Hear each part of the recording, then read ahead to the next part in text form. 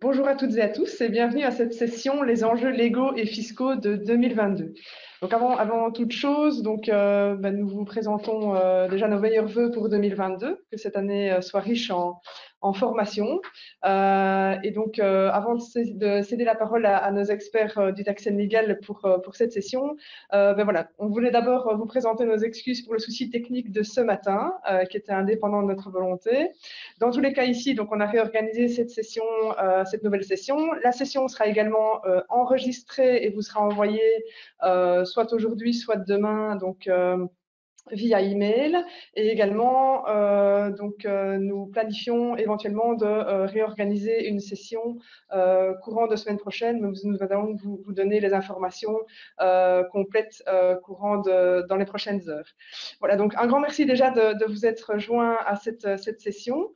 Moi, avant de laisser la parole à nos experts, je voulais juste vous inviter à consulter notre nouveau programme de formation sur lequel on a communiqué déjà hier. Le Learning Center de SDWorks Luxembourg a vraiment pour leitmotiv de faire du professionnel RH le garant de l'expertise payroll et HR à Luxembourg. Donc dans ce cadre-là, on se veut vraiment réactif au fil de l'actualité. C'est pour ça que vous voyez que on a développé un programme de formation sur les 6 prochains mois, mais on ne se privera bien sûr pas de déclencher d'autres formations d'actualité si le besoin s'en faisait sentir. Ce qui nous permet de faire ça, c'est évidemment la veille juridique quotidienne et continue de nos experts juridiques et également la mise à disposition de leur expertise taxée légale. On développe donc des thématiques qui sont spécifiques et pragmatiques en veillant vraiment toujours à faire le lien concret entre le droit du travail et la fiscalité et votre activité HR au quotidien. Et pour ce faire également, on développe différents partenariats de manière à adapter au mieux nos contenus, notamment par exemple avec les organismes tels que Pétillance ou Allen et Overy. C'est ce qui nous mène à vous présenter donc un programme de formation qui touche à la fois au droit du travail, à la fiscalité, à l'expertise payroll et également au management RH. Et sachez donc que toutes ces formations sont présentées de manière complète sur notre site internet est disponible pour inscription via les différents liens qui sont sur le site, mais également que toutes les thématiques présentées peuvent être organisées au format sur mesure. Donc si vous aviez un projet spécifique, on peut tout à fait organiser une formation sur mesure en compilant différentes thématiques et également en prenant des exemples concrets, par exemple de fiches de paye ou par exemple de conventions collectives qui soient adaptées à votre entreprise. Au programme des sessions du semestre qui va venir, on a différentes nouveautés. Donc, on veille toujours à mettre à jour nos formations. On a notamment la formation gestionnaire de salaire qui a beaucoup évolué et qui sera présentée sous format 5 jours. Donc, vraiment une formation totalement revue qui doit permettre soit de fluidifier vos processus internes en cas de gestion interne des salaires, soit également de fluidifier la relation que peut avoir la personne de contact qui est en contact donc au sein de votre entreprise avec la fiduciaire pour vraiment fluidifier cette relation, la faciliter et la rendre efficace, ou plus efficace en tout cas. On a également une nouveauté qui touche à l'accompagnement au reclassement, une formation aussi concernant le harcèlement au travail, toujours en faisant le lien entre droit du travail et activités concrètes sur le terrain. Également aussi, on parlera le 10 février déjà de la nouvelle réglementation leasing et du calcul des AN. Et donc, n'hésitez pas aussi à suivre nos actualités via notre newsletter et notre site et notre page LinkedIn, donc pour rester au courant de l'ensemble de nos nouveautés.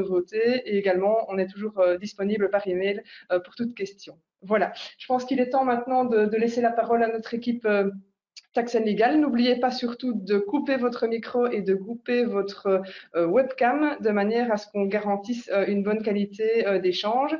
Et n'hésitez pas aussi à utiliser le chat pour poser vos éventuelles questions. On se fera en tout cas un plaisir d'essayer de répondre à la majorité de celles-ci. Voilà, je vous souhaite en tout cas une bonne formation, un bon moment et une belle journée également. Au revoir.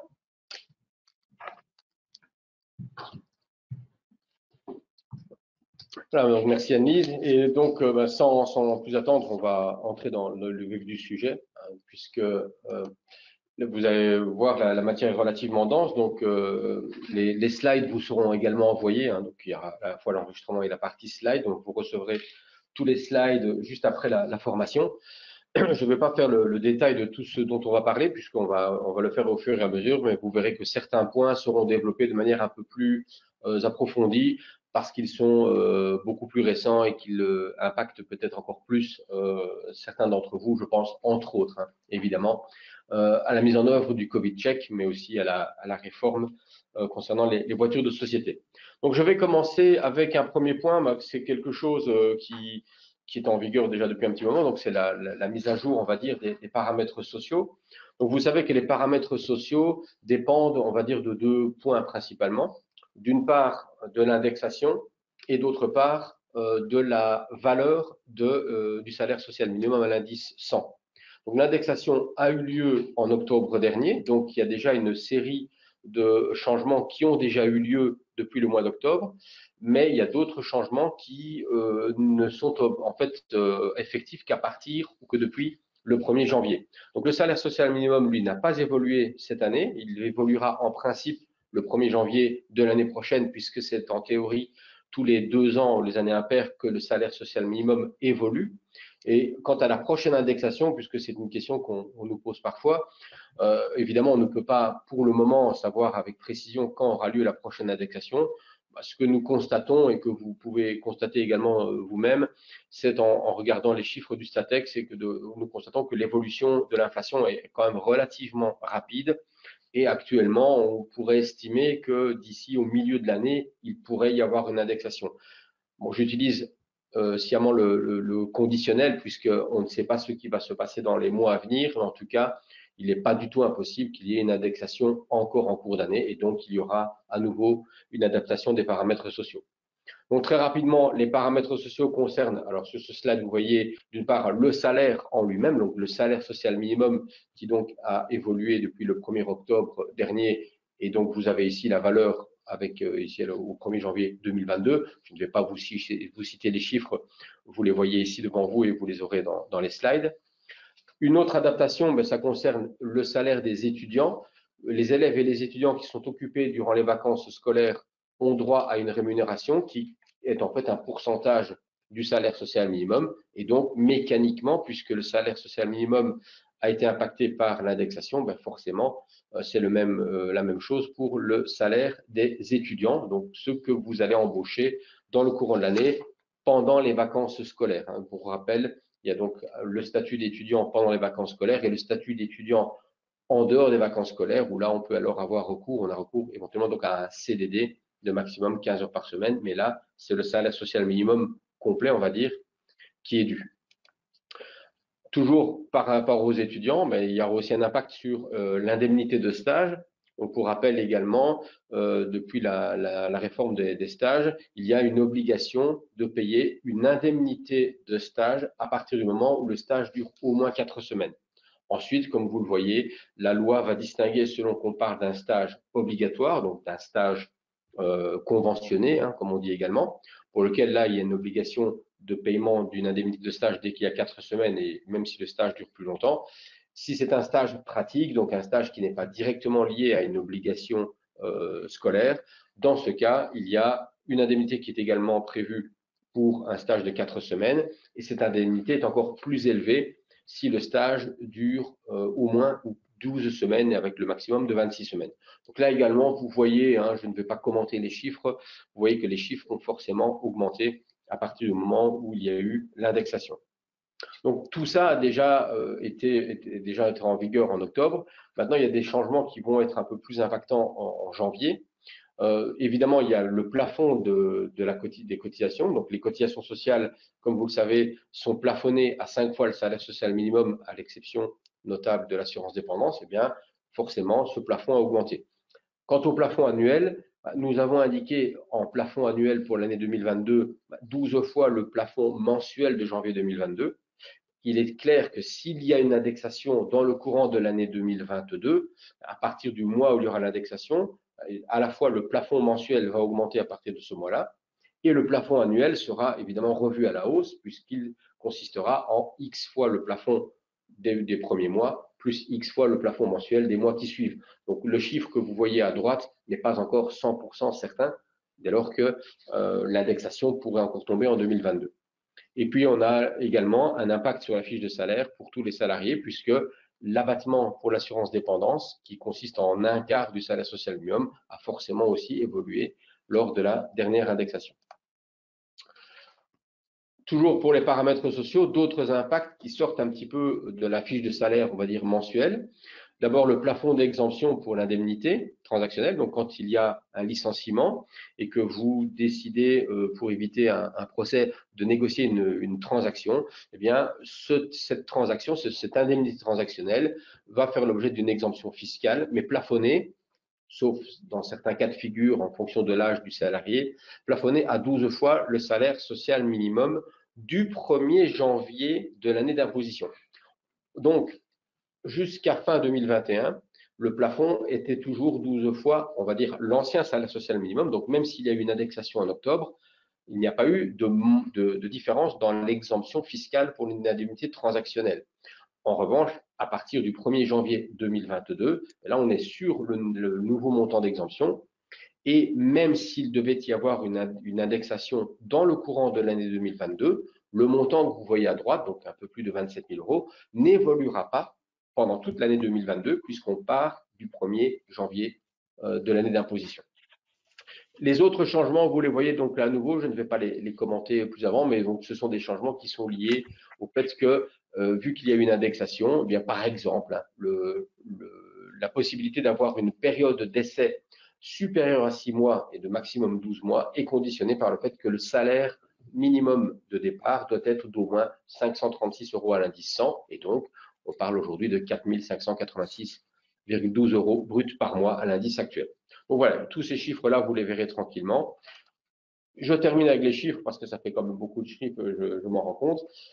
Une modification qui, elle, n'est pas liée, on va dire, directement à l'indexation, mais au fait que le gouvernement a décidé, on va dire, de réindexer, si vous voulez, les allocations familiales. En tout cas, l'allocation familiale de base, donc le montant qui est dû au titre d'allocation familiale dès que vous avez au moins un enfant.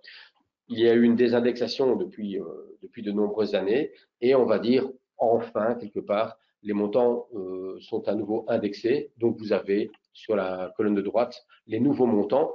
Alors, on a mis au 1er janvier 2022, mais comme vous le voyez, il y a un effet rétroactif puisque la décision a été prise de faire cet effet rétroactif à partir du 1er octobre dernier, puisque l'indexation a eu lieu en octobre. Donc, le montant des allocations familiales a été revu, comme vous le voyez, à la hausse. Il s'agit bien uniquement de l'allocation familiale de base, donc les autres montants qui sont liés à l'allocation familiale, eux, n'ont pas été indexés, comme vous le voyez par exemple pour l'allocation de rentrée scolaire. Dernier point concernant les paramètres sociaux, ça concerne ici plus particulièrement les cotisations sociales et ici plutôt le versant employeur. Donc il n'y a pas eu de modification, on va dire, essentielle des taux de cotisation sociale en 2022. Les seules modifications sont les modifications que vous connaissez de manière, on va dire, habituelle. Ce sont les taux liés aux classes de mutualité des employeurs. Donc, comme vous le savez, ces taux évoluent, enfin changent tous les ans. Donc, vous êtes dans une des 4 classes en fonction du taux d'absentéisme financier dans votre entreprise. À partir du moment où vous êtes dans une des 4 classes, il y a un taux qui est associé et le taux évolue chaque année. On a constaté d'ailleurs que cette année, les taux ont tous augmenté. Donc, globalement, que vous soyez en classe 1, 2, 3 ou 4, le taux est supérieur à celui qui était prévu, qui était en vigueur, pardon, en 2021. En revanche, vous voyez, il n'y a pas eu de modification concernant l'autre taux potentiellement variable qui est celui de l'assurance accident, à multiplier donc par le facteur de bonus ou malus qui est propre ici à votre entreprise. Voilà en ce qui concerne les paramètres sociaux. Un petit point de rappel aussi pour les jours fériés. Donc, voilà, vous le savez, au Luxembourg, il y a 11 jours fériés légaux. Donc, vous avez ici les jours fériés qui sont repris pour l'année 2022. Et il nous semblait intéressant de vous rappeler quand même une règle qui est assez importante. Que se passe-t-il lorsque un jour férié tombe sur un jour pendant lequel le salarié ne travaille pas? Donc, la règle, vous l'avez ici de manière schématisée. Si le jour férié tombe sur un dimanche, eh bien, le salarié a droit à un jour de compensation à prendre normalement dans les 3 mois, sauf si l'employeur décide, on va dire entre guillemets, d'être plus généreux et de l'accorder pendant toute l'année. Et donc, le 1er janvier dernier étant un dimanche, eh bien, on est déjà ici dans ce cadre-là. Si le jour férié tombe sur un jour ouvrable pendant lequel le salarié n'aurait normalement pas travaillé, par exemple un samedi pour ceux qui sont en régime du lundi au vendredi, le principe est le même, on a droit à un jour de congé compensatoire à prendre dans les 3 mois. Si maintenant le jour férié tombe sur un jour ouvrable pendant lequel le salarié aurait normalement travaillé, prenons par exemple le lundi de Pâques, eh bien, dans ce cas-là, si la durée de travail pendant cette journée-là devait être de plus de 4 heures, donc quelqu'un qui travaille par exemple à temps plein, il aurait dû travailler 8 heures, eh bien, il va avoir alors la rémunération de ce jour qu'il avait travaillé. Donc, pour quelqu'un qui est en salaire mensualisé, on ne verra aucune différence. En revanche, et ça c'est un point sur lequel nous revenons régulièrement, si la journée de travail aurait dû être de 4 heures ou moins, quelqu'un qui par exemple travaille tous les jours 4 heures ou qui a un horaire variable et qui ce jour-là aurait dû travailler 4 heures ou moins, la loi prévoit un système un peu particulier qui consiste à dire, eh bien, pour les heures qui auraient dû être prestées, on doit payer la rémunération afférente à ces heures-là et accorder en plus de cela un demi-jour de congé compensatoire. Donc c'est une règle qui est prévue dans le Code du travail depuis les années 50, qui n'a pas été revue alors que depuis cette époque-là, il y a eu un accroissement assez important du temps de travail partiel. Et nous avions d'ailleurs pris contact avec l'ITM à plusieurs reprises à ce sujet-là, et l'ITM, notamment aussi, confirme le fait qu'il est plutôt alors mieux d'appliquer, on va dire, une forme de proratisation. Donc, quand vous avez des salariés à temps partiel dans votre entreprise, ce que nous vous conseillons de faire, c'est de faire un tableau récapitulatif sur l'année complète qui reprend le schéma de travail de la personne, de faire en sorte que pour tous les jours fériés qui tombent sur un jour où le salarié aurait normalement travaillé, vous lui payez évidemment les heures qui auraient dû être prestées. Et puis, pour le solde, donc pour tous les jours pendant lesquels le salarié n'aurait pas dû travailler, vous compensez au prorata du nombre d'heures de travail par rapport à 40 et en faisant en sorte qu'à la fin de l'année, eh bien, le salarié à temps partiel ait le nombre d'heures fériées légales qu'il aurait dû avoir par rapport aux 88 heures fériées légales qu'aurait normalement un salarié à temps plein. Si vous voulez plus d'informations ou de l'aide à ce sujet, nous pouvons vous fournir aussi évidemment de l'assistance. Troisième point, là je vais aussi aller assez rapidement puisque nous sommes un peu dans quelque chose d'une mesure, on va dire, exceptionnelle, mais qui, comme vous le savez, a été prolongée à plusieurs reprises. Le contexte, je ne le rappelle pas. Le principe, c'est que bien le CRF, le congé pour raison familiale extraordinaire, on va dire donc lié clairement à la situation Covid, donc que ce soit un enfant qui est malade ou un enfant qui est isolé ou par exemple dont l'école est fermée parce qu'il y a eu des cas de Covid dans l'école, eh bien, dans tous ces cas de figure-là, il est possible pour le ou les parents de pouvoir bénéficier d'un congé pour raison familiale extraordinaire. Cette mesure a été prolongée encore une fois jusqu'au 28 février. On verra si elle sera encore prolongée par la suite. Et comme à chaque fois qu'une mesure est prolongée, eh bien, vous allez retrouver ici sur le site du guichet le formulaire qui doit être utilisé par le salarié pour justifier la prise du congé pour raison familiale et justifier évidemment le remboursement qui sera fait à hauteur de 100% par la mutualité des employeurs. Voilà, donc là j'en ai fini avec la partie, on va dire, qui était un peu plus rapide puisque ce sont des choses que vous connaissiez déjà. Maintenant, on va entrer peut-être dans le vif du sujet avec une matière assez récente dont on a beaucoup parlé et que Rubin va vous présenter plus en détail, à savoir la mise en œuvre du Covid check en entreprise.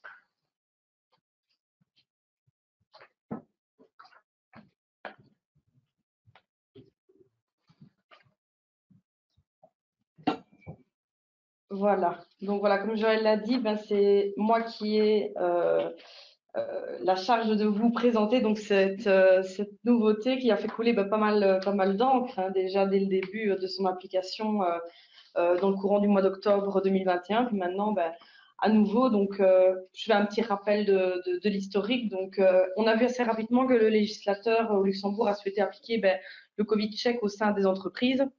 d'abord dans un souci d'assurer la santé et la sécurité des salariés au travail, et puis aussi également dans le but de retrouver en fait d'avoir un retour normal à la normale dans le monde du travail. Alors donc dans un premier temps, comme je l'ai dit, le Covid check a été instauré par la loi du 18 octobre 2021, mais à ce moment-là, ce n'était encore qu'une possibilité pour l'employeur de l'instaurer au sein de son entreprise. Ici, on a été un cran en avant puisque la nouvelle loi du 16 décembre 2021 impose désormais le régime du Covid check surtout, dans les entreprises pour la période en tout cas du 15 janvier 2022 au 28 février 2022. Donc ici, l'utilisation du Covid check n'est plus du tout une possibilité qu'a l'employeur, c'est une obligation légale qui devra être appliquée pour toutes les entreprises au Grand-Duché de Luxembourg. Alors, deux remarques importantes à ce sujet. Donc, d'abord, je reviens un petit peu en arrière. Donc, quelles sont les règles désormais de cette nouvelle loi du 16 décembre 2021 ? Pour pouvoir accéder sur son lieu de travail, tout salarié, stagiaire, élève ou étudiant devra être en mesure de présenter soit un certificat de vaccination muni d'un QR code, soit un certificat de rétablissement au Covid, soit enfin un certificat de test négatif PCR, de type PCR, qui aura une durée de validité de 48 heures, ou un test antigénique réalisé en pharmacie d'une durée de 24 heures. Les certificats de contradiction, enfin, le dernier cas de figure, mais qui se présente un peu moins, c'est donc le cas d'un salarié qui disposerait d'un certificat de contre-indication à la vaccination. Dans ce cas, le salarié pourra se munir de ce certificat accompagné d'un autotest négatif pour se rendre sur son lieu de travail. Donc, deux remarques importantes à ce sujet donc, concernant la nouvelle loi, c'est déjà la grosse différence par rapport à la précédente loi, c'est que désormais, le recours aux tests antigéniques rapides, qu'on appelle souvent autotests, ne sont plus valables que pour les personnes qui bénéficient d'un certificat de contre-indication à la vaccination. Donc, il ne sera plus autorisé qu'une personne se présente uniquement avec cet autotest, et même s'il est réalisé sur place, sous la surveillance de l'employeur ou d'un autre collaborateur. Enfin, deuxième remarque qui semble un peu plus couler de source, si je peux dire, mais les salariés qui sont en télétravail ne sont pas évidemment soumis à cette obligation de Covid check. Cette obligation ne se présente que lorsque le salarié se présente physiquement sur son lieu de travail en entreprise au Luxembourg. Néanmoins, si la personne décide de privilégier le télétravail dans un premier temps, si elle souhaite se rendre sur son lieu de travail, même une journée dans le cadre d'une réunion, d'une visite client, ou peu importe la raison, même pour une seule journée, il sera tenu de respecter le régime du Covid check et donc de présenter un des certificats que je vous ai énumérés juste avant.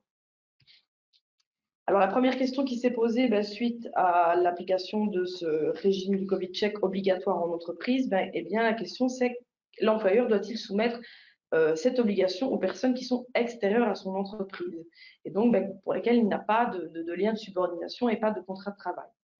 La loi répond à cette question puisque l'employeur dispose de la possibilité de soumettre l'accès des personnes extérieures à l'obligation de présenter un des certificats valides dans le régime 3G. C'est donc une possibilité, mais pas une obligation dans le chef de l'employeur. Donc l'employeur a vraiment la possibilité soit de l'appliquer à toutes les personnes, indépendamment du fait qu'elles soient salariées ou non salariées.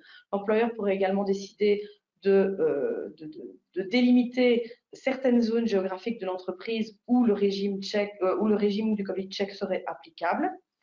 Et enfin, il pourrait également décider de limiter l'utilisation du Covid check pour les personnes extérieures à des événements spontanés. Donc, par exemple, une entreprise qui organiserait une conférence pourrait décider que l'ensemble des salles accès à tout public soit limité, où le régime du Covid check serait applicable uniquement pour cette journée et pour toutes les pièces de l'entreprise, puisque il y aurait énormément de personnes extérieures qui se rendraient dans l'entreprise. Donc l'employeur a la possibilité de délimiter des zones géographiques, également de délimiter dans le temps l'accès à son entreprise au régime du Covid check, mais dans tous les cas, il n'a pas l'obligation, en tout cas, de soumettre les personnes extérieures à son entreprise à ce régime du Covid check. Alors, au niveau de la mise en œuvre toujours du Covid check, il faut savoir que lorsqu'une zone est entièrement sous le régime du Covid check pour les salariés et pour les personnes extérieures, eh bien, cela permet de dispenser du port du masque et du respect des distanciations sociales. Mais attention, c'est uniquement lorsque le Covid check a pu être vérifié et appliqué pour les salariés et les personnes extérieures. Sans cela, on doit toujours continuer à respecter la distance sociale et le port du masque. Attention également, donc, le régime du Covid check, s'il peut permettre, lorsqu'il est appliqué à toutes les personnes, de dispenser donc du port du masque, il faut quand même, le gouvernement rappelle quand même qu'il est très important de continuer à respecter les autres mesures de lutte contre le Covid.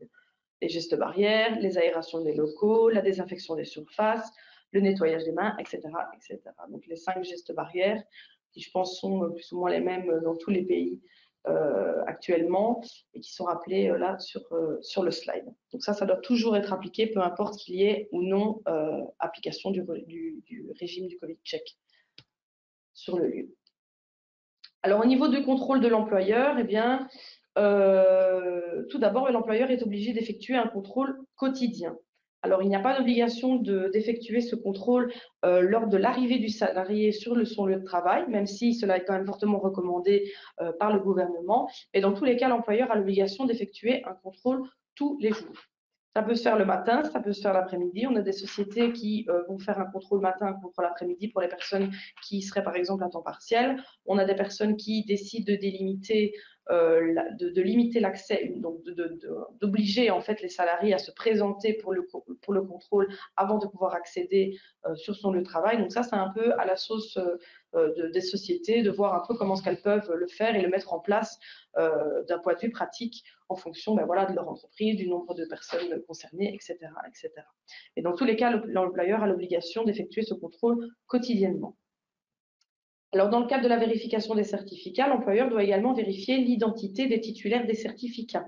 Alors, cette preuve d'identité, elle peut se faire au moyen de plusieurs documents, mais ça doit être un document officiel muni d'une photographie, donc un passeport, une carte d'identité, un permis de conduire. Donc, tous ces documents peuvent permettre l'utilisation, enfin la vérification en tout cas de l'identité des personnes.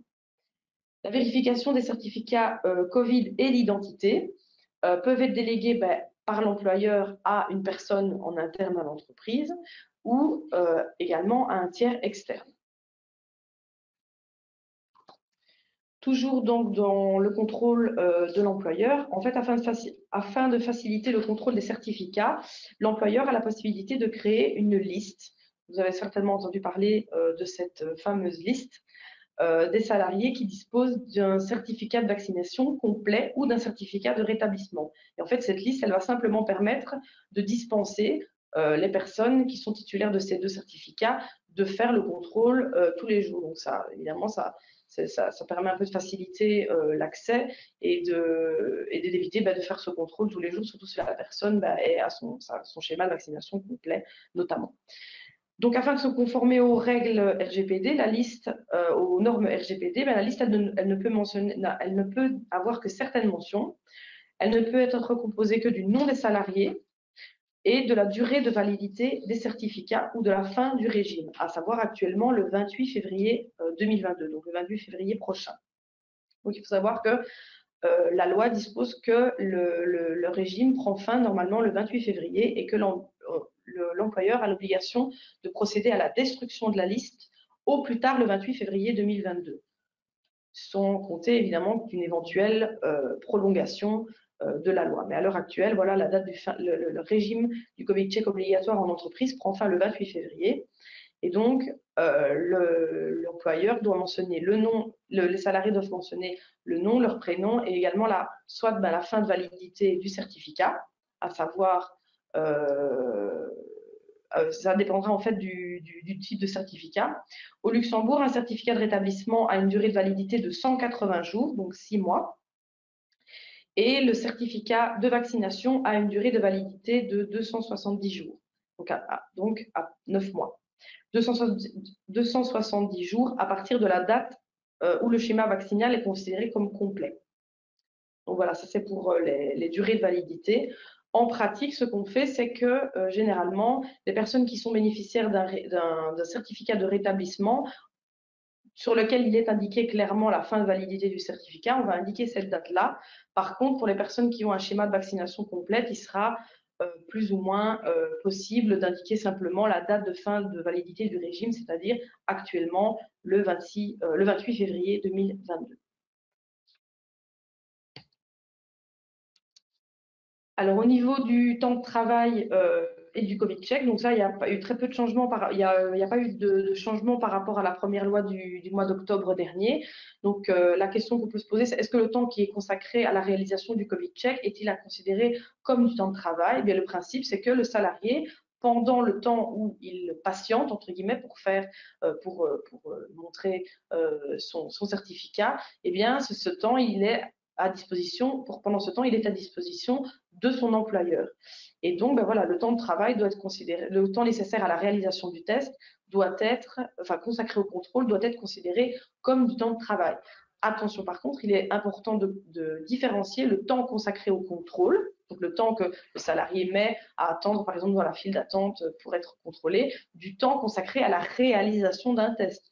Donc, si un salarié doit s'absenter de son lieu de travail pour réaliser un test PCR pour pouvoir entrer sur son lieu de travail, eh bien, ce temps-là, ce temps devra être normalement pris en dehors du temps de travail et ne pourra dans tous les cas pas être considéré comme du temps de travail et rémunéré à ce titre. En outre, au niveau des coûts, l'employeur n'a pas non plus l'obligation légale de prendre en charge les coûts d'un éventuel test PCR ou antigénique réalisé en pharmacie. Voilà, c'est une possibilité, encore une fois, que l'employeur a. S'il souhaite prendre en charge les coûts, bien, libre à lui, mais il n'y a aucune obligation légale dans le chef de l'employeur de prendre en charge ces coûts. Alors, au niveau du RGPD, donc c'est vrai que cette question est quand même souvent posée, puisqu'on s'est posé toutes sortes de questions, notamment du point de vue de la liste, etc. Quelles sont les données que l'employeur peut ou pas conserver. Il faut savoir et il faut rappeler, c'est important de dire que les données de santé sont dans tous les cas des données personnelles extrêmement sensibles et confidentielles, dont le traitement est en principe interdit par le RGPD. Alors, il y a certaines exceptions qui ont été créées, notamment ici dans le cadre du régime 3G, mais on considère que l'on respecte en fait les principes du RGPD puisque le traitement, il n'y a pas de conservation en fait des données. En effet, l'utilisation des applications, notamment l'application covidcheck.lu qui a été créée par le gouvernement, eh bien, elle respecte les normes RGPD en ce qu'elle ne conservera pas les données lors du scan des certificats par les salariés. Donc l'application va simplement scanner, vérifier que la personne répond bien aux critères, donc que les certificats sont valides, et il ne va y avoir aucune conservation des données. C'est en cela en fait que le régime 3G respecte bien les données RGPD. Concernant la liste, bien pour respecter les données RGPD, comme je l'ai dit, elle doit contenir uniquement les informations mentionnées, donc le nom, l'identité des salariés et la date de fin de validité des certificats. Et elle doit dans tous les cas être détruite par l'employeur au moment de la fin de l'obligation du régime. Donc ici, comme je l'ai dit, le 28 février 2022. L'employeur ne peut donc pas conserver d'autres données de santé qui seraient communiquées lors des contrôles. Donc, par exemple, les copies des certificats papier, c'est interdit. Les copies d'éventuelles cartes d'identité, etc. Tout ça, ce sont des informations qui ne peuvent pas être conservées par l'employeur dans le cadre du régime Covid check. Alors, toujours dans la mise en œuvre du Covid check en entreprise, que se passe-t-il? Si un salarié, c'est la question évidemment que tout le monde s'est posée, que se passe-t-il? Quels sont les moyens d'action et qu'est-ce qui peut ne pas se faire lorsque le salarié n'est pas en mesure de présenter un certificat valide au sens de la loi? Eh bien, le salarié qui ne veut pas ou qui ne peut pas présenter un certificat valide ou une pièce d'identité valide ne pourra pas accéder sur son lieu de travail. Alors, plusieurs conséquences peuvent être tirées de cet état de fait. Premièrement, le salarié, dans tous les cas, ne peut pas imposer unilatéralement à l'employeur de télétravailler ou de prendre du congé. En effet, l'employeur reste tout de même toujours et tout de même maître de l'organisation de son entreprise, et le télétravail et la prise de congé sont des mesures qui doivent être toujours prises d'un commun accord entre le salarié et l'employeur. Pareil pour le congé légal, l'employeur est toujours en droit de refuser le congé demandé par le salarié lorsque les besoins de service ou les désirs d'autres salariés s'y opposent. Donc, ça doit toujours être pris d'un commun accord. Lorsque le salarié n'a aucune autre solution, donc si le congé légal n'est pas possible parce que les besoins du service le justifient ou parce que d'autres désirs du salarié le justifient ou que le télétravail n'est pas possible parce que la fonction ne le permet pas ou parce que pour d'autres raisons, eh bien, la loi a tout de même voulu garantir certaines sécurités aux salariés. Donc, le salarié conservera dans tous les cas le maintien de son contrat de travail, mais perdra le droit à sa rémunération pour les heures pour lesquelles il ne sera pas possible matériellement de travailler. Donc, quand je disais que plusieurs moyens, donc plusieurs garde-fous entre guillemets ont été instaurés pour permettre la sécurité aux salariés, ben ça se démontre notamment du point de vue de la sécurité sociale. Donc, quand on dit que le salarié conserve le maintien de son contrat de travail, c'est-à-dire que déjà, il n'y aura pas d'impact sur ces périodes de non-rémunération du point de vue de son calcul de son droit au congé, ni de son ancienneté. Donc voilà, le salarié conservera tout ça, son ancienneté du point de vue de son employeur, son droit au congé. Voilà, il ne pourra pas souffrir d'une perte éventuelle d'un congé ou d'une ancienneté. Il restera également inscrit à la sécurité sociale pendant toute cette période de non-rémunération. En effet, cette période est assimilée à une période de travail effectif. Le salarié reste donc couvert au niveau de la sécurité sociale. Il conserve donc le droit aux prestations de santé pendant toute la période de non-rémunération et il conserve également son droit à l'assurance obligatoire pension. Donc, il y a vraiment eu une protection supplémentaire du point de vue, une garantie supplémentaire en tout cas qui a été mise en place du point de vue de l'assurance pension. Si le slide est bien passé, oui.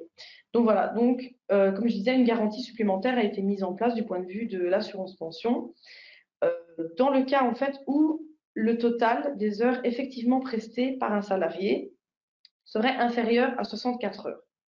Les parts patronales et salariales des cotisations versées au titre de la pension, donc 16% au total, 8% pour la part salariale et 8% pour la part patronale, seront versées par l'employeur.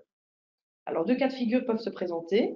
Soit le contrat de travail prévoit un nombre d'heures de travail supérieur ou égal à 64 heures. Dans ce cas, l'employeur devra verser les cotisations pension par patronale et par salariale, donc les 16%, jusqu'à ce fameux seuil de 64 heures maximum. Deuxième cas de figure, si le contrat de travail prévoit un nombre d'heures inférieur ou égal à 64 heures, alors le versement des cotisations pension, 16%, sera effectué par l'employeur jusqu'au nombre d'heures prévues par le contrat de travail. Si le contrat de travail prévoit donc un nombre d'heures inférieur à 64 heures par mois. Oui, c'est bien mensuel.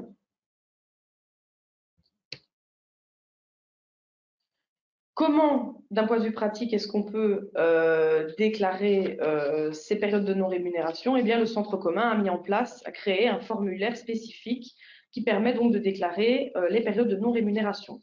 Donc, pour chaque fois où le salarié sera confronté à cette situation, où il travaillera moins de 64 heures par mois, eh bien, l'employeur devra introduire en fait deux déclarations. Premièrement, la première déclaration pour les heures réellement prestées, donc le fichier d'Exal classique, et d'autre part, le déclaratif des périodes de non-rémunération. Donc là, vous voyez, on a mis une copie du nouveau formulaire créé pour déclarer les périodes de non-rémunération.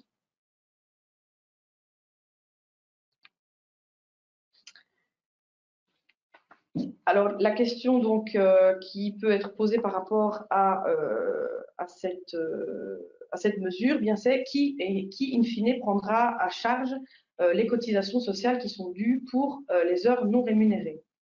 Donc, le versement des cotisations au centre commun par l'employeur, il va s'effectuer tout d'abord sur une base salaire horaire moyen des 3 derniers mois avant la période de non rémunération. Si le contrat de travail a été conclu depuis moins de 3 mois, on prendra les périodes depuis le début du contrat de travail.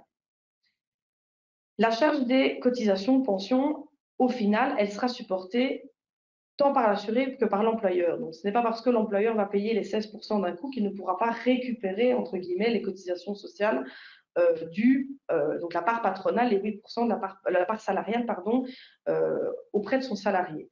Donc l'employeur aura l'autorisation, pourra en tout cas récupérer cette part salariale des cotisations de pension auprès de son salarié pendant une période maximale de 6 mois à compter du premier jour du mois qui suit le mois pour lequel les cotisations seront dues.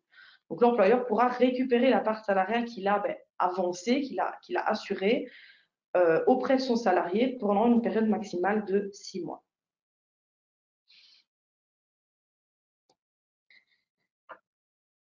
Enfin, avant-dernier slide concernant le régime du Covid check. Donc, est-ce qu'il y a des sanctions?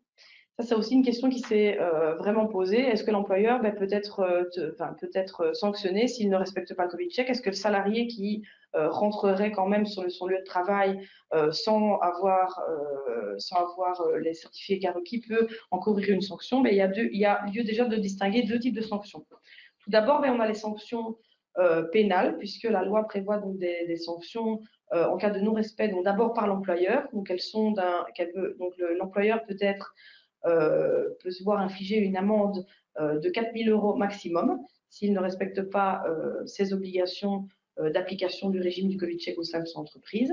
Mais le salarié également qui accéderait à son lieu de travail en violation du régime du Covid check ou régime 3G est passible d'une amende allant de 500 à 1 000 €. C'est l'inspection du travail et des mines qui sera chargée de vérifier que les salariés présents sur le lieu de travail possèdent le certificat requis et que l'employeur a également respecté son obligation de vérification et de check du régime 3G. Alors voilà, on ne sait pas encore évidemment quels vont être les moyens mis en œuvre par l'ITM, mais on pense que ce sera via des contrôles sporadiques qui seront effectués au sein des entreprises au hasard ou malheureusement ça peut arriver sur base de dénonciation. Deuxième type, entre guillemets, de sanctions, par rapport donc aux sanctions disciplinaires éventuelles que l'employeur pourrait infliger aux salariés, la loi dispose bien que le défaut de présentation d'un certificat valable par le salarié et l'absence du travail qui résulterait de cette absence de certificat ne constitue pas un motif valable de licenciement ou de sanction disciplinaire. Donc, si l'employeur licenciait tout de même le salarié il motiverait ce licenciement sur base uniquement du fait qu'il n'est pas en mesure de fournir les certificats demandés dans le cadre du régime 3G, eh bien, ce salarié pourrait valablement demander l'annulation d'un tel licenciement. Donc, ce n'est pas une sanction disciplinaire qui peut être acceptée dans le cadre d'une motivation de licenciement.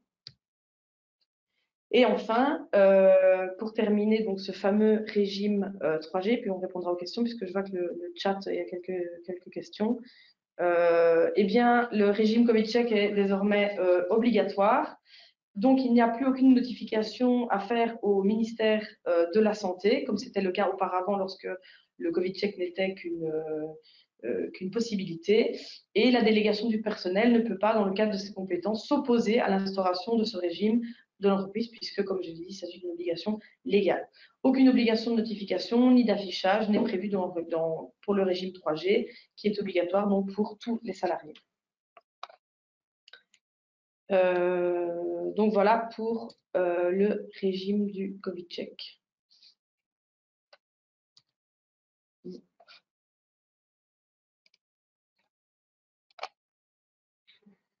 Je ne sais pas si on a le temps de répondre aux questions.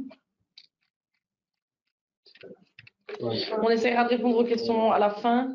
On les garde de toute façon, elles ne disparaissent pas du chat, donc on regardera si on a un peu le temps de répondre à ces questions-là. Je vais continuer donc. De toute façon, si jamais on n'a pas la possibilité de répondre aux questions, n'hésitez pas à nous les envoyer par mail et on se fera un plaisir évidemment d'y répondre. Au niveau donc deuxième point que je vais aborder avec vous aujourd'hui, donc c'est au niveau du télétravail. Donc comme vous le savez probablement tous et tous, mais bon, on se permet quand même de faire un petit rappel de ces règles-là. Il y a les règles dérogatoires qui ont été instaurées dans le cadre de la lutte contre la pandémie, et qui visent donc à favoriser le télétravail des salariés sans conséquence du point de vue de la sécurité sociale et de la fiscalité, ont été prolongées pour les salariés frontaliers belges, allemands et français. Donc, du point de vue de la sécurité sociale, le Luxembourg et ses 3 pays voisins ont convenu de maintenir les dispositions exceptionnelles. Concrètement, ça veut dire quoi? C'est que un travailleur frontalier qui effectuera son travail à partir de son domicile continuera à être affilié au système de sécurité sociale luxembourgeois jusqu'aux dates que vous voyez donc sur le slide, et ce, même s'il y a un dépassement du fameux seuil de 25% prévu dans la législation européenne. Elles sont donc respectivement, les 3 pays ont prévu de prolonger donc ces accords jusqu'au 30 juin prochain. Au niveau donc de l'imposition, les jours de télétravail à domicile donc continueront à être imposables au Luxembourg et sont donc à exclure totalement du décompte des jours de tolérance qui sont prévus dans les conventions fiscales respectives. Pour le moment, on a eu l'information donc pour l'Allemagne que l'accord a été prolongé jusqu'au 31 mars. Pour la Belgique, ça a été prolongé jusqu'au 31 mars, mais il y a reconduction tacite de cet accord jusqu'au 30 juin. Et il en va de même pour la France, qu'on a eu l'information en dernier. Donc voilà, pour le moment, ces règles continuent à s'appliquer. À voir maintenant, à partir de juillet, est-ce qu'on va avoir une éventuelle prolongation ou pas? L'avenir nous le dira. On ne peut pas encore malheureusement se prononcer par rapport à ça. Donc voilà, petit résumé des accords fiscaux et de sécurité sociale. Et enfin, donc voilà pour moi le dernier point, le point 6, donc concernant la fiscalité. Donc je vais commencer, pour ma part en tout cas, à vous parler de l'administration, de la notification qui est faite à l'administration des contributions concernant le régime fiscal des salariés impatriés, qui doit être faite avant le 31 janvier 2022. Donc pour les personnes qui sont concernées, vous le probablement tous et toutes. Donc les entreprises qui ont bénéficié au cours de l'année 2021 du régime fiscal des salariés impatriés doivent procéder à une notification auprès de l'ACD avant le 31 janvier 2022. Donc concrètement, chaque entreprise qui a bénéficié doit faire cette notification prochainement, puisque ça doit être fait avant le 31 janvier prochain. Cette notification, elle se fait par le biais de l'envoi d'une liste nominative de tous les salariés qui ont bénéficié de ces régimes, ainsi que de la liste des avantages qui ont été octroyés dans le cadre du régime 95.2 ou 115.13b plus récemment. Pour rappel, l'employeur qui omettrait de procéder à cette notification s'expose au risque d'être réimposé rétroactivement sur les montants qui ont été exonérés au cours de l'année 2021. Donc voilà, on profite de cette petite formation pour vous faire un petit rappel pour les entreprises qui sont concernées par cette notification. Et évidemment, on procède également à cette notification pour nos clients. Voilà, je vais céder la place maintenant à Vincent pour la suite de la fiscalité. Merci.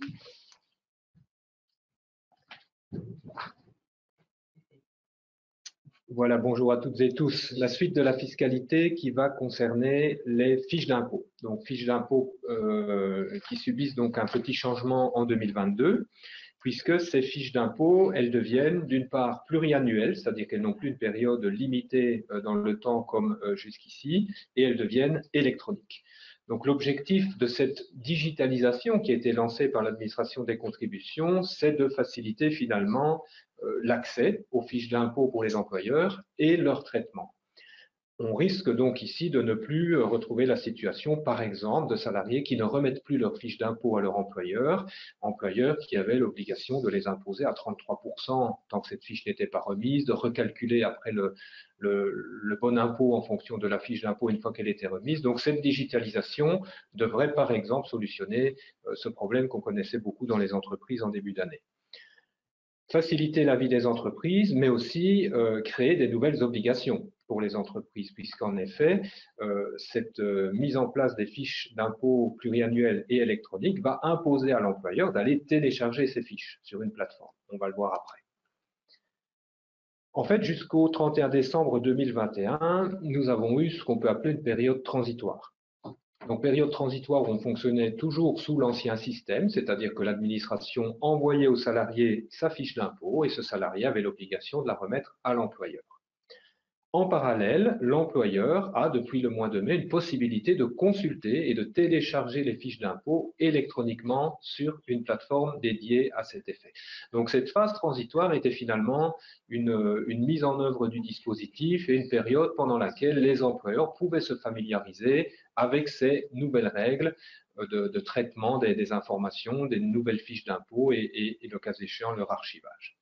Donc cette phase transitoire, elle est totalement volontaire, c'est-à-dire que l'employeur n'avait pas d'obligation jusqu'au 31 décembre d'aller les consulter. C'était une possibilité, c'était pour se familiariser avec le système.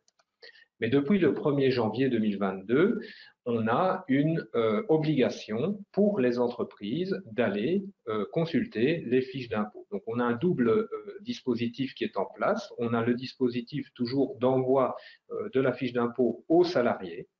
Donc, il va recevoir sa fiche d'impôt à son domicile dès lors qu'il est affilié à la sécurité sociale, mais le salarié n'a plus l'obligation de la remettre à son employeur. Par contre, deuxième chose qui est mise en place, c'est que l'employeur doit aller chercher cette fiche d'impôt électronique et pluriannuelle sur la plateforme qui se trouve via myguichet.lu pour l'ensemble de ses salariés. Donc, ça devient une obligation d'aller télécharger l'ensemble des fiches de tous les salariés en début d'année, mais aussi d'aller consulter régulièrement les nouvelles fiches d'impôt qui seraient soit créées, soit mises à jour, dès lors que l'employeur va recevoir une notification, une alerte qui le prévient qu'il y a des changements et donc qu'il y a des nouvelles fiches à télécharger et à appliquer. Donc, ces nouvelles dispositions vont, comme je l'ai dit, créer une obligation. Et l'obligation de consultation, elle est en fait mensuelle. C'est-à-dire que la loi prévoit que tout employeur a l'obligation d'aller au moins une fois par mois télécharger les nouvelles fiches, donc consulter les modifications dès lors qu'il reçoit cette alerte et donc il y a des nouveaux éléments qui sont mis à sa disposition en termes de fiches d'impôt. Donc ici, c'est une obligation que la loi prévoit et si l'employeur ne la respecte pas, cette obligation, il pourrait recevoir des astreintes si l'administration des contributions s'en rend compte. Puisque derrière cette obligation d'aller télécharger les nouvelles fiches, il y a l'obligation de traiter correctement la paye et donc d'appliquer les indications qui sont donc sur ces nouvelles fiches. Alors, au niveau de l'accès à ces fiches d'impôt électroniques, donc comme je l'ai dit, ça se fait via la plateforme MyGuichet, et qui dit MyGuichet dit authentification qui est requise au niveau de l'employeur. Et donc chaque employeur a reçu, normalement vous l'avez tous reçu, un code d'accès qu'on va appeler un token, qui lui a été envoyé par l'administration des contributions. Et une fois qu'il a donc bien reçu ce token, il peut accéder via donc MyGuichet à ces fiches d'impôt au moyen d'un produit LuxTrust. Et donc, le cumul des deux, donc le token et l'accès LuxTrust, permet d'aller visualiser les changements, d'aller télécharger les fiches. Et cette authentification via le token, elle est valable pour 3 ans. Donc, une fois que vous l'avez fait, en principe, vous êtes tranquille pour les 3 ans qui viennent. Les employeurs qui n'auraient pas encore reçu ce token parce qu'il y aurait eu un loupé donc au niveau de l'administration des contributions doivent évidemment se manifester auprès de l'ACD pour l'obtenir et pour pouvoir remplir leur obligation d'aller consulter les fiches d'impôt, telles que la loi le prévoit depuis le 1er janvier.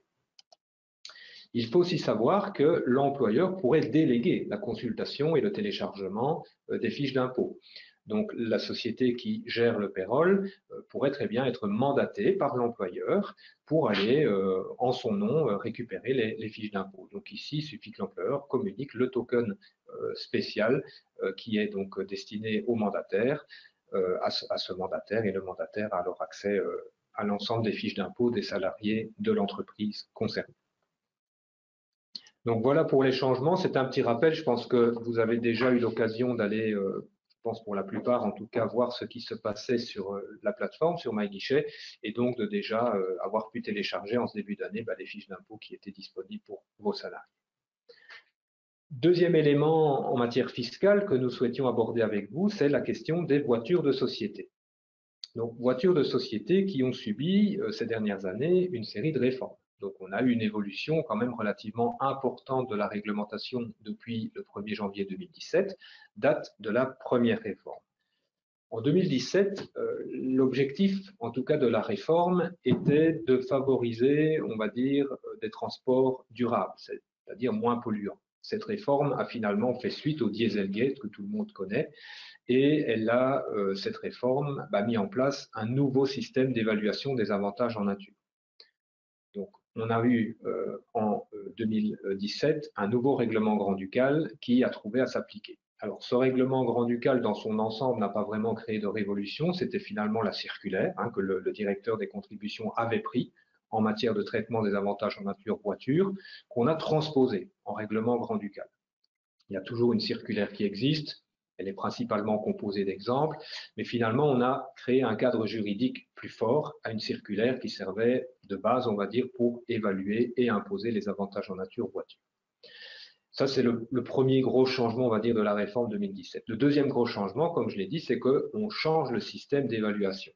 Avant 2017, toutes les voitures ou tous les avantages en nature voiture étaient évalués sur la base de 1,5% de la valeur neuve, TTC comprise, du véhicule. Le nouveau système mis en place en 2017, il nuance un petit peu ce système et donc on a différents taux, donc différents pourcentages qui vont être appliqués et qui tiennent compte de deux critères. La motorisation du véhicule, selon que c'est un véhicule diesel, essence ou électrique, et les taux d'émission de CO2. Donc ça, c'est le premier grand changement. Donc on a voulu, entre guillemets, pénaliser les véhicules polluants et favoriser, au niveau en tout cas de la N, les véhicules un petit peu moins polluants. Et puis, entre-temps, on s'est rendu compte finalement que les normes qu'on utilisait pour évaluer les émissions de CO2, elles ne correspondaient pas tout à fait à la réalité. C'est pourquoi, en décembre 2019, un nouveau règlement a été pris, nouveau règlement qui a en fait changé la façon dont on évaluait les émissions de CO2 des véhicules. Et donc, on est passé d'une norme d'évaluation qu'on appelait NECD à une norme d'évaluation des émissions CO2 qu'on appelle WLTP. Donc, ce changement de norme, vous vous en doutez, vous l'avez constaté, a eu un impact sur les taxes, évidemment, puisque les taxes de roulage, notamment, sont calculées en fonction des taux de CO2, les taux d'émission. Les aides ont également évolué, mais aussi le calcul de l'AN, puisque la norme WLTP, elle calcule les émissions de CO2 au plus juste, et donc ça a pour conséquence, en général, d'augmenter les émissions de CO2 par rapport à ce qu'on connaissait avec la norme NECD. Et donc cette deuxième réforme, donc qui n'est pas vraiment une réforme de la façon dont je calcule l'AN, mais qui est plutôt une réforme de la façon dont j'évalue les émissions de CO2, elle a prévu déjà plusieurs phases, donc 3 phases différentes. Pour les contrats qui existaient ou qui ont été signés jusqu'au 31 décembre 2019, et même si on a mis le véhicule en circulation en 2020, on reste sur la norme NECD pour évaluer les émissions de CO2, et ce jusqu'à la fin du leasing. Donc, si j'ai un leasing qui a démarré en 2019 pour 48 mois, eh bien, jusqu'en 2023, fin des 48 mois, c'est la norme NECD qui va rester celle que j'utilise pour apprécier les émissions de CO2 et donc pour définir mon taux servant à établir l'AN. Deuxième cas de figure, ce sont les véhicules qui ont été immatriculés en 2020, mais qui ne faisaient pas l'objet d'un contrat signé au 31 décembre 2019. Là, il y a une phase transitoire, on a dit OK, 2020, on continue à utiliser la norme NECD pour évaluer les émissions de CO2, mais à partir de 2021, on va utiliser la norme WLTP. Et donc ce changement a provoqué pour l'employeur une obligation, en tout cas, si pas de recalcul, au moins de vérifier au 1er janvier 2021 si l'avantage en nature était toujours bon par rapport au taux selon lequel il devait être évalué. Donc, ça a pu donner lieu à des recalculs. Et puis, dernière phase, ce sont pour tous les véhicules qui ont été immatriculés à partir du 1er janvier 2021. Là, c'est uniquement la norme WLTP qui est prise en considération, donc pas de phase transitoire. Donc, depuis 2021, on est sur cette norme. Donc ça, c'était le deuxième, on va dire, la deuxième réforme, donc la deuxième volonté du gouvernement de favoriser les véhicules les moins polluants par une estimation plus juste des émissions de CO2. Et puis on a une troisième réforme, donc qui actuellement n'est pas encore publiée au mémorial, donc qui fait l'objet d'un projet de règlement grand-ducal qui a été soumis à l'avis des chambres professionnelles en décembre 2021, qui a déjà été approuvé par le Conseil du gouvernement en décembre 2021 également. Et cette nouvelle réforme du système, globalement, elle va prévoir 3 choses. Donc, premier élément, ou en tout cas dans un premier temps, on va reprendre les seuils existants au niveau des émissions de CO2 et on va les ajuster par rapport à l'évolution technologique des voitures. C'est-à-dire qu'on va créer finalement des nouvelles tranches dans les tableaux d'évaluation des AN qui nous donnent les pourcentages à appliquer par rapport à la valeur neuve.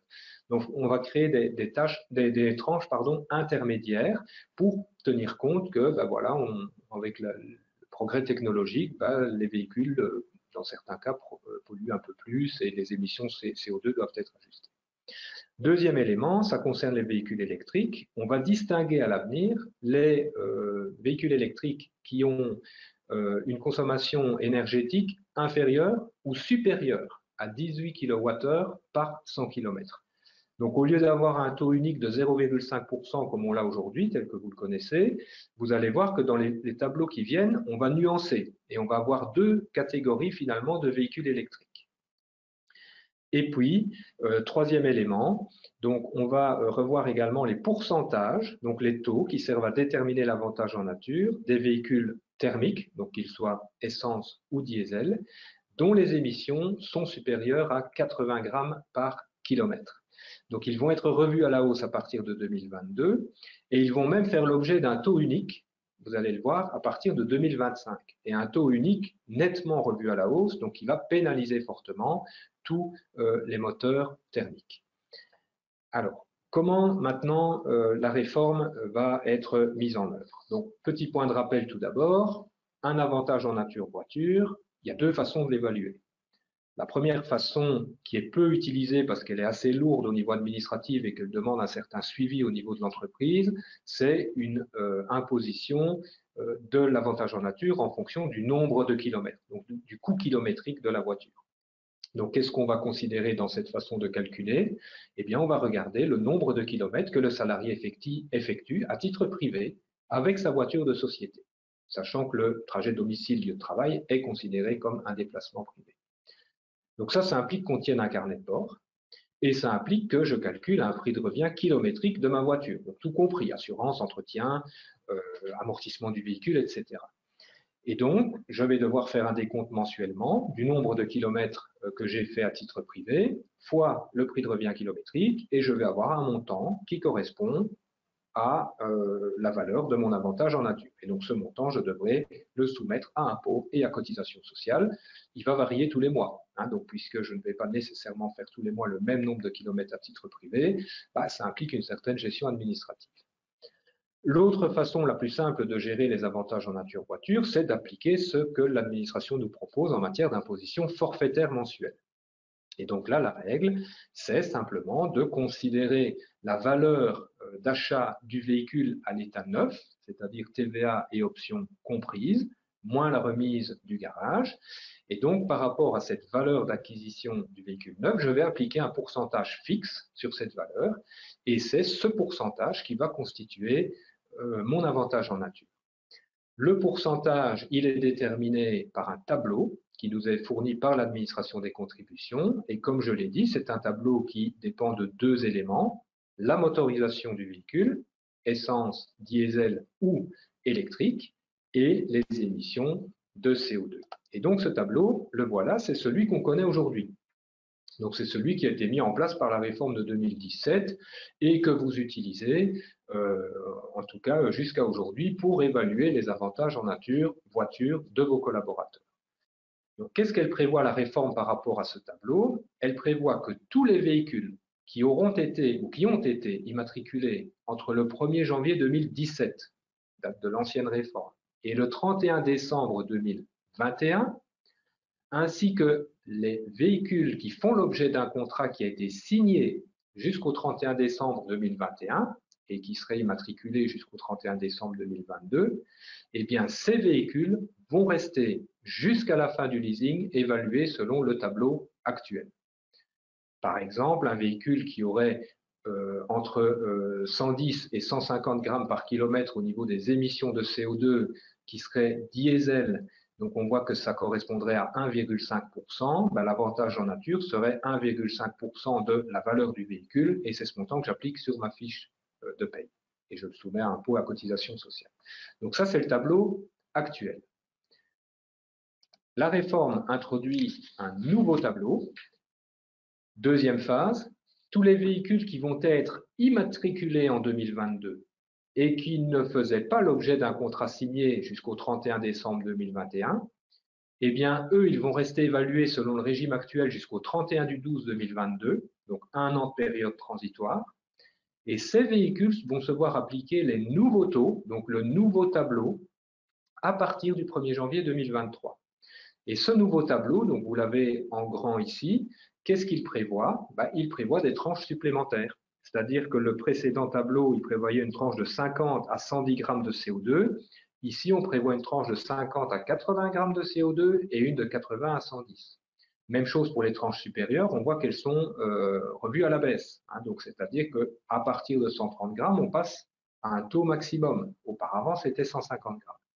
Donc, c'est un tableau qui augmente finalement le taux à appliquer pour évaluer l'avantage en nature de véhicules plus polluants. Deuxième chose qu'on peut remarquer, c'est cette différenciation au niveau des véhicules électriques entre ceux qui vont avoir une consommation énergétique inférieure ou égale à 18 kWh pour 100 km. Ils vont continuer à être évalués à 0,5%. Et ceux qui dépassent les 18 kWh par 100 km où le taux d'évaluation passe à 0,60. Donc, un an de phase transitoire pour ces véhicules, et puis à partir de 2023 et jusqu'à la fin du leasing, le nouveau tableau va s'appliquer pour ces véhicules, donc immatriculés en 2022 et qui ne faisaient pas l'objet d'un bon de commande avant le 31 décembre 2021. Alors, ça ne s'arrête pas là. Il y a aussi les véhicules qui vont être immatriculés entre le 1er janvier 2023 et le 31 décembre 2024, ainsi que ceux qui font l'objet d'un contrat signé jusqu'au 31 décembre 2024 et qui seraient immatriculés courant 2025. Donc, eux ne vont pas bénéficier de l'année transitoire avec l'ancien tableau d'évaluation, mais on va leur appliquer tout de suite le nouveau. Donc, ce nouveau tableau sera appliqué pendant les 36, 48 mois, enfin toute la durée du leasing. Donc, vous voyez qu'il y a une échéance 2025, oui, parce que la réforme prévoit encore une étape supplémentaire à partir de 2025. Et là, tous les véhicules dont la première immatriculation aura lieu à partir du 1er janvier 2025 et qui ne font pas l'objet d'un contrat signé jusqu'au 31 décembre 2024 se verront appliquer les taux suivants. Et là, on se rend compte où on a voulu nous emmener. Toutes les motorisations avec carburant, c'est-à-dire que ce soit essence, diesel ou LPG, donc toutes les motorisations vont être imposées à 2%. Dès lors qu'il y a de l'émission de CO2, finalement, 2%. Les véhicules électriques, sous les 18 kWh par 100 km, ils passent de 0,5 à 1% pour l'évaluation de la N. Et ceux qui ont une consommation énergétique supérieure à 18 kWh par 100 km, c'est 1,2%. Et les véhicules à hydrogène passeront à 1%. Donc, on voit clairement où on veut en venir. Donc, on va amener petit à petit les utilisateurs de voitures de société vers des véhicules électriques, en imposant de façon plus importante les véhicules polluants. Il faut savoir qu'au-delà de 1,8%, l'intérêt d'une voiture de société, il est fortement discutable. En tout cas, si on a affaire à un résident du Luxembourg tenant compte des taxes luxembourgeoises, etc. Au-delà de 1,8, il faut vraiment se poser la question et faire son calcul de savoir si c'est réellement opportun et intéressant d'avoir une voiture de société. Tenons compte que les 1,8% vont générer de l'impôt, de la sécu, etc. Donc, il y a clairement une mesure ici d'aller au-delà du point, on va dire, d'intérêt ou de non-intérêt d'avoir une voiture de société. Donc, il faudra faire le calcul. Et d'autre part, une fois qu'on aura incité la majorité des personnes à aller vers le véhicule électrique, on repasse à un système de taxation qui va être un peu plus élevé, on va dire, que ce qu'on connaît aujourd'hui et qui va devenir qui va aller mettre en place les taux normaux et les taux futurs d'évaluation des AN à partir de 2025. Donc, ce système qui prône, on va dire, l'investissement dans des véhicules électriques, il prône aussi que les entreprises investissent au niveau des infrastructures, notamment des bornes de rechargement pour les véhicules de leurs salariés. Et donc ici, un système d'aide va également être mis en place. Mais ce système d'aide, je ne vais pas le développer ici puisqu'il est développé dans le point suivant, mais simplement je le mentionne parce qu'il est applicable aux voitures qui sont prises en leasing, donc aux voitures de société. C'est un système qui ne sera pas mis en place uniquement pour les véhicules privés, mais qui sera accessible aux entreprises et notamment aux petites et moyennes entreprises. Voilà ce que je voulais vous raconter sur les voitures de société. Donc, vous le voyez, beaucoup de changements en perspective, beaucoup de recalculs. À ce jour, ce projet de règlement n'est pas encore publié au mémorial. Donc, ça devrait être fait d'ici les jours ou les semaines qui suivent. Donc, on l'attend depuis fin décembre, en fait, cette publication au mémorial. Aujourd'hui, ce n'est pas le cas, mais le règlement prévoit donc cette mise en œuvre au niveau de son contenu. Alors, je recède la parole à Joël pour la conclusion et notamment la dernière partie sur les aides chômage partiel et aides pour la transition vers l'électricité. Voilà, donc merci Vincent. Donc pour terminer, donc deux points concernant ce qui vient d'être mentionné. Donc d'une part, pour le chômage partiel, voilà, donc toujours lié à la crise actuelle. Donc les mesures ont été prolongées jusqu'au 28 février. Donc pour la partie chômage partiel, donc notamment la prolongation des plans de maintien dans l'emploi dans le secteur vulnérable. Donc l'accès un peu plus facile, on va dire, au chômage partiel, entre guillemets, plus facile, a été prolongé jusqu'au 28 février. Donc là, je ne veux pas aller plus dans le détail. Et comme l'a dit Vincent, finalement, en lien avec ce qu'il vient de dire, donc il y a un projet de loi qui prévoit un certain nombre d'aides en vue de faciliter la transition vers l'électromobilité. Donc il y a des aides, d'une part, dont je ne vais pas parler, qui concernent plutôt alors la mise en place publique, on va dire, de bornes de chargement. Et puis, comme ça a été mentionné, donc les entreprises vont pouvoir bénéficier aussi d'aides financières pour installer les bornes de charge parce que, OK, on favorise les véhicules électriques, il faut aussi quand même prévoir leur chargement, en tout cas au niveau des bornes, parce qu'au niveau de l'approvisionnement en électricité, ça c'est un autre point. Donc l'idée, ça va être d'aider des PME, justement les petites et moyennes entreprises, à effectuer cette transition et à condition qu'elles aient un projet à budget limité.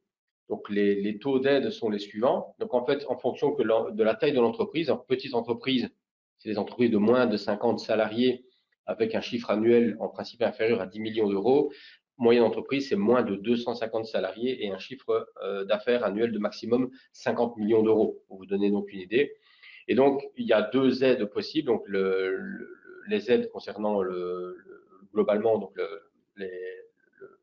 comment dire, l'installation elle-même et les aides concernant le raccordement au réseau.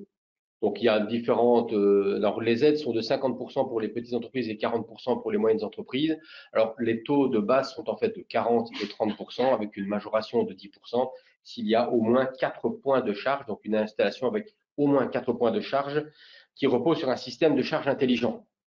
Bon, intelligent dans le sens où ça veut dire donc qu'il va tenir compte aussi de contraintes extérieures au système pour pouvoir mettre en charge les voitures. Donc, ce sera le système qui sera évidemment préconisé. Donc, pour le coût d'installation, ce sera 40 plus 10 ou 30 plus 10, donc 50 ou 40%. Et puis, pour les coûts liés au raccordement des réseaux, un maximum de 60% donc d'aide. Le tout étant lié étant plafonné à un maximum 40 000 euros ou 60 000 euros selon le type de coût. Donc, par exemple, il y a différents exemples qui ont été indiqués par le ministre.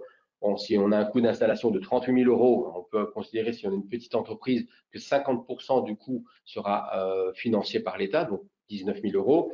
Et pour les coûts de renforcement du réseau, qui sont estimés dans un exemple donné par le ministre à 25 000 euros, maximum 60% sont indemnisables.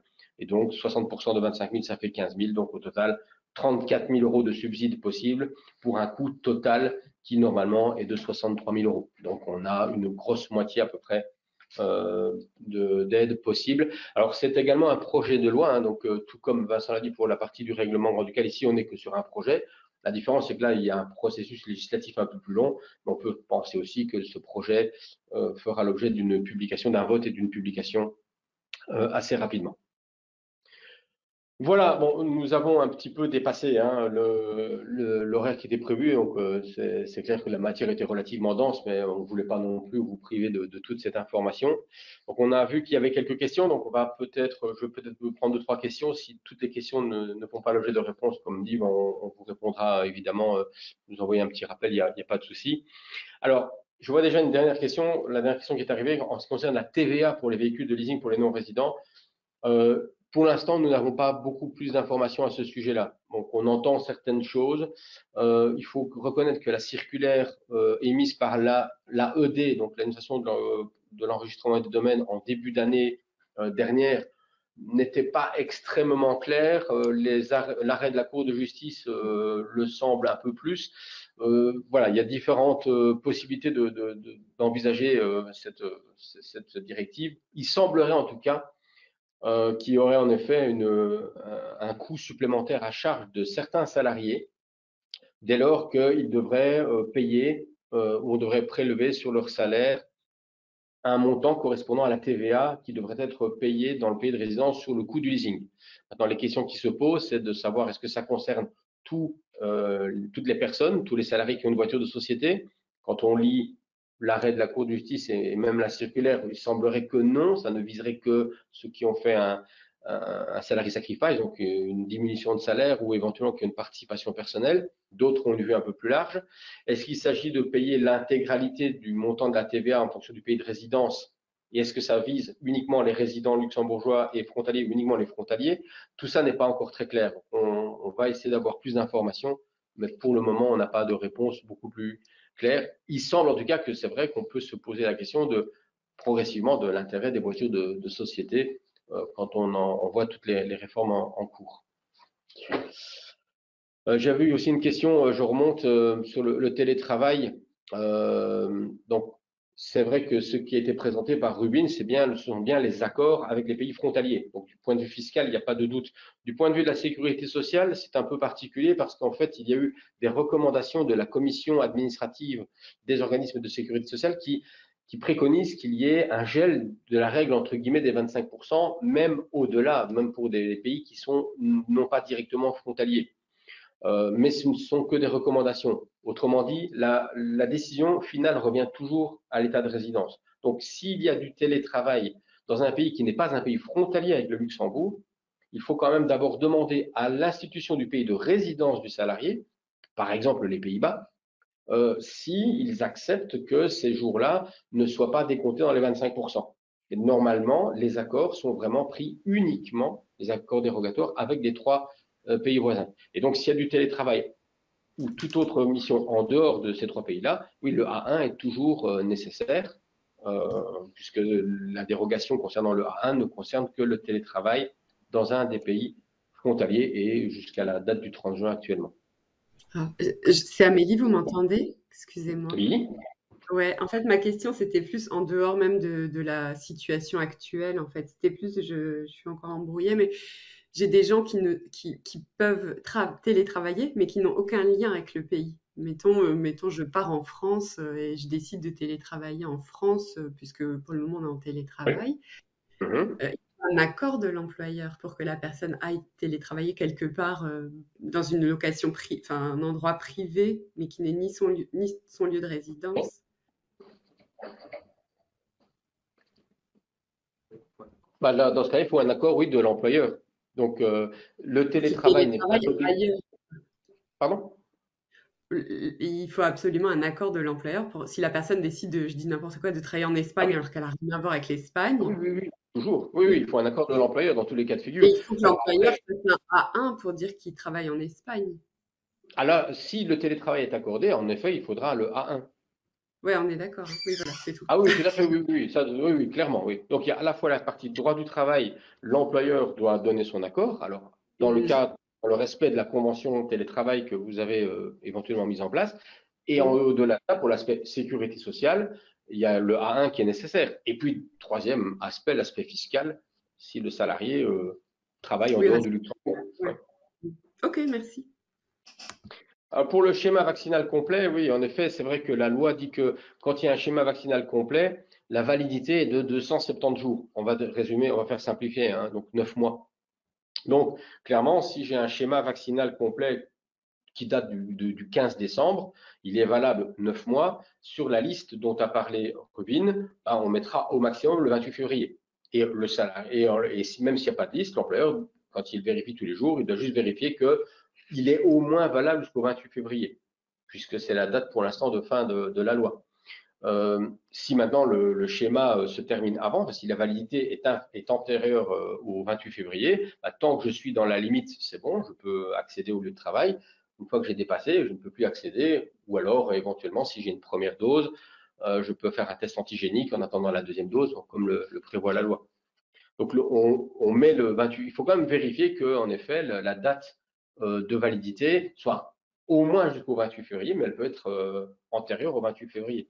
Évidemment, ça peut poser problème quand les schémas de vaccination ne sont pas les mêmes d'un pays à l'autre, mais ça, malheureusement, on n'y peut rien, c'est le Luxembourg, application territoriale.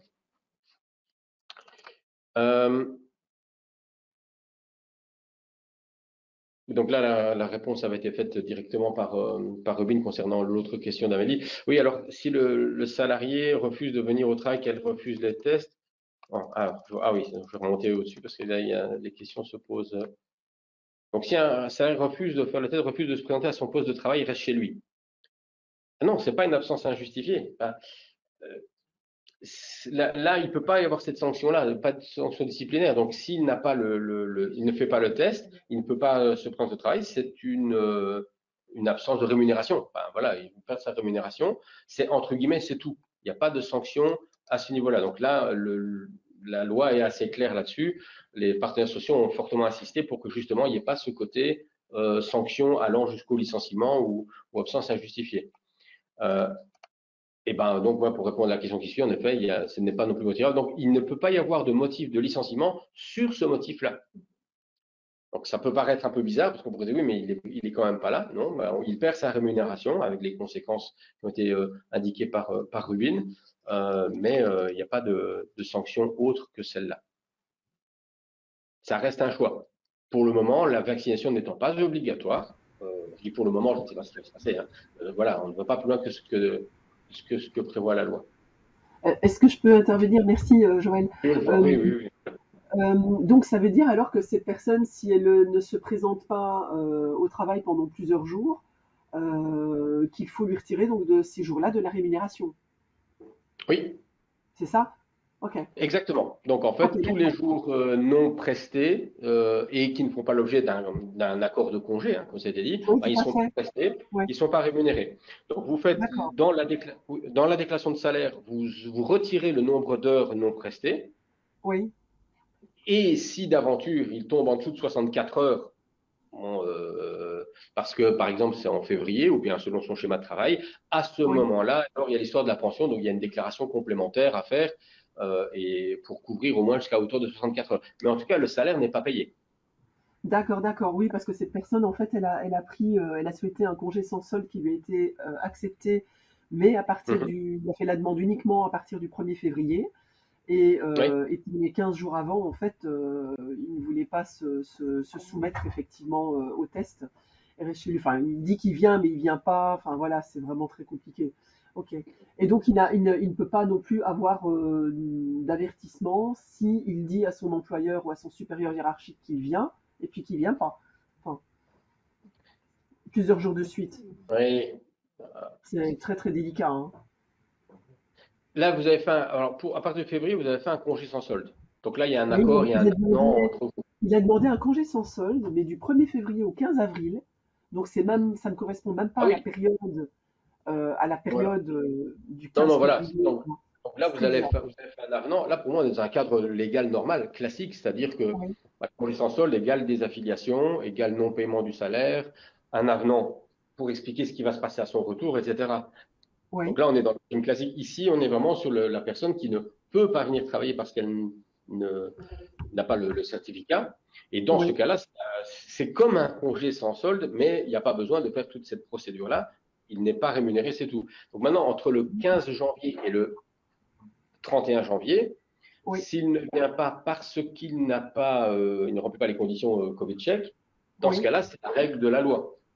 Maintenant, oui, s'il vous dit qu'il vient et qu'il ne vient pas, oui, là, on est sur un cas un peu plus Tendance Oui, litigieux, oui. Parce que là, oui, c'est ici, ça. la loi envisage plutôt le cas, on protège le salarié qui pour un choix, voilà, n'a pas le Covid check. L'employeur ne peut pas Mhm. le sanctionner autrement qu'en enlevant le salaire, mais il y a aussi le Mhm. côté respect de son employeur.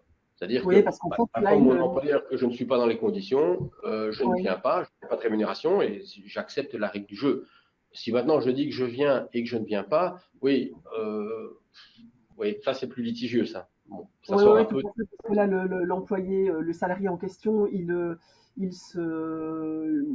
il s'arrange avec son supérieur hiérarchique qui l'autorise. En plus, c'était lundi matin, donc il l'autorise à venir plus tard pour qu'il ait le temps de faire enfin, le test. Et puis, il lui envoie à 7 heures du matin ou même à 5 heures en disant je ne vais pas venir, les pharmacies sont pas ouvertes à partir de 9 heures, je rentre chez moi. Et puis bon, voilà, plein d'échanges incohérents. Et rebelote aujourd'hui matin, en fait, en disant j'ai pas de test, je viens pas. Et donc alors qu'il s'est arrangé ou il a promis à son supérieur d'être là et que son supérieur lui accorde de venir plus tard pour qu'il ait le temps de faire les tests. Et donc c'est Ouais, pour ça, c'est très litigieux ouais. en fait. Oui, c'est pas très fair Ouais. de sa part, mais voilà, là on est Ouais. sur un domaine un peu plus particulier, donc bon. Et donc on ne peut même pas lui faire un avertissement là-dessus, selon vous? Le problème c'est qu'il peut, mais non, parce que la loi dit bien qu'on ne peut pas prévoir de sanctions disciplinaires. Ouais, Donc même on va avec un peut-être lui comportement rappeler peut-être les mitigé comme règles. ça. Alors un avertissement en rappelant les règles, en disant voilà, si vous dites que vous venez, vous vous engagez à venir ou etc. Prévenir à l'avance, oui, Oui, un oui, rappel des règles de base, mais ça peut oui. pas, à conséquence, ça peut pas être utilisé pour un licenciement. Enfin, D'accord, d'accord, c'est ok. risqué. Ok. Désolé, hein, mais c'est. Ouais, mais c'est particulier effectivement. Oui, Mais oui, bon, mais là, après, il risque d'y avoir oui, peut-être l'un ou l'autre abus à la marge, oui, malheureusement. Et là, ben, la oui, marge c'est est. ça. Je pense que c'est clairement de l'abus. Il Ouais. sait très bien ce qu'il fait, hein. Ok, parfait. Ouais. Merci. Merci. Je vois qu'il y a une question aussi concernant la période d'essai. Oui, bonne question. La condition de rémunération ne tient pas compte du temps de travail. Donc, le montant de 536 euros, c'est un montant, 4500 et quelques, voilà, c'est un montant qui est fixé. On pourrait dire, oui, on suppose que c'est à temps plein, mais il n'est pas proratisé si le salarié travaille à temps partiel. Donc, c'est pas la moitié si on travaille à mi-temps. C'est 536 euros indice 100.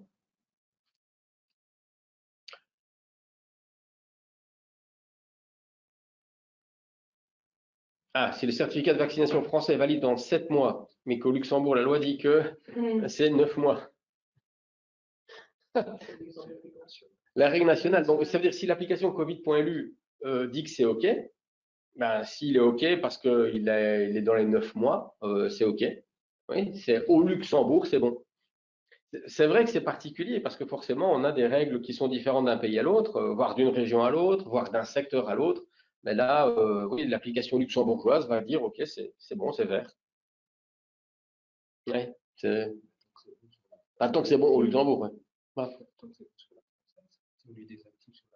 Maintenant, oui, oui, Vincent me dit, voilà, ah oui, bah, vous rejoignez ce que Vincent dit, oui, en effet, si c'est désactivé, dans ce cas-là, l'employeur va constater qu'il n'y a plus il y a plus de certificat.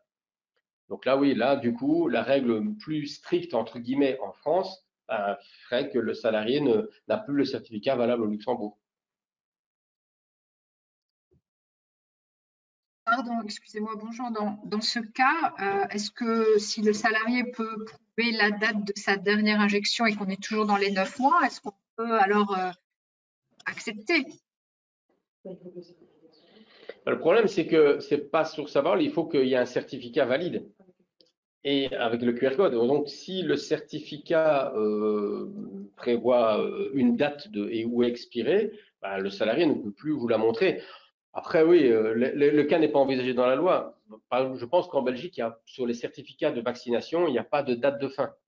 Donc là, par défaut, s'il n'est pas désactivé, je suis résident belge, je suis dans la période de 9 mois, c'est bon, je remplis la condition. Si maintenant la Belgique ou la France, si je suis résident français, désactive mon QR code, mon certificat, alors oui, je pourrais dire, je vais faire un print papier et l'employeur, si l'employeur ne voit pas que c'est désactivé, de bonne foi, l'employeur va dire, OK, on est dans les 9 mois. Oui. Oui. Mais bon. Il y a quelques zones grises, quelques cas de figure Ah, oui. forcément qui Oui, n'ont pas tout à été fait, oui. prévus. Là, vous promets que c'est pas nous qui avons rédigé la loi, hein, sinon elle serait beaucoup plus claire. Mais, mais oui, non, vous avez raison, je blague dans le coin, il y a encore beaucoup de zones grises et les questions que vous donnez là, malheureusement, je ne suis même pas sûr à qui on peut poser la question. Est-ce que c'est l'ITM qui va répondre en cas de contrôle? Sur quoi ils vont se baser? Si maintenant le QR code n'est plus valide et a été désactivé, il y a quand même un grand risque qui est là en disant, ben non, là, il est désactivé. C'est Oui, terminé. donc là, on s'expose à un risque en autorisant l'accès aux salariés. Exactement. Ouais. Merci. Et là, avec l'amende, ouais. Écoutez, je vais si j'en dois mettre fin à cette intéressante formation et discussion. Merci pour votre participation. Je suis désolé, on a un petit peu débordé. On voulait quand même pouvoir répondre à des questions, hein, puisque c'est quand même ça aussi le but de l'interactivité. Un tout grand merci pour votre participation. Encore désolé pour les problèmes techniques de ce matin. Comme Annelise vous l'a dit, donc cette session a été enregistrée. Bon, je pense qu'il n'y a pas de problème, on vous a informé à l'avance, donc on va vous la mettre à votre disposition. On va voir encore selon les moyens techniques, mais on va le faire rapidement. Et vous recevrez de toute manière, évidemment, les slides. Donc ça, c'est d'office. Vous recevrez les slides dans la journée, plus que probablement. Si vous avez encore des questions par la suite, n'hésitez pas, vous nous connaissez, vous connaissez notre adresse, que ce soit pour la consultance ou la partie formation, n'hésitez pas à nous recontacter. C'était un plaisir partagé et donc un tout grand merci. Je vous dis à une très prochaine fois et une très bonne fin de journée. À bientôt. Au revoir. SD Works for Life for Work.